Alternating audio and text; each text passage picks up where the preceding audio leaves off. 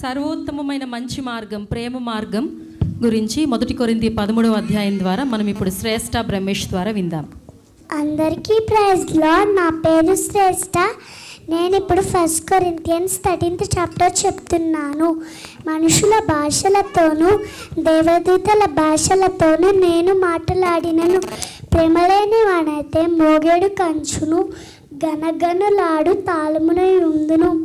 ప్రవచించు కృపావరము కలిగి మర్మం లేని జ్ఞానము అంతయు ఎరిగిన వాడనను కొండలను పెకిలింపగల పరిపూర్ణ విశ్వాసం గలవాడిని.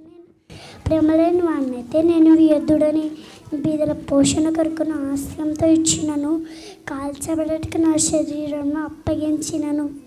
ప్రేమలేని వాడనైతే నాకు ప్రయోజనమేమీ లేదు.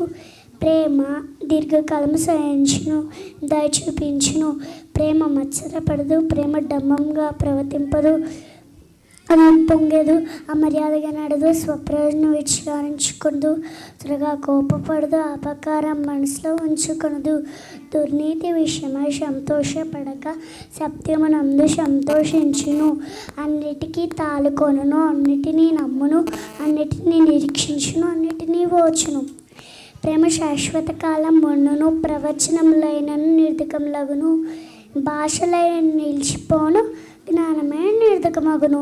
మనము కొంత మట్టుకు ఎరుగుదుము, కొంత మట్టుకు ప్రవచించుచున్నాము, కానీ పూర్ణమైనది వచ్చినప్పుడు పూర్ణము కానిది నిర్ధకమగును.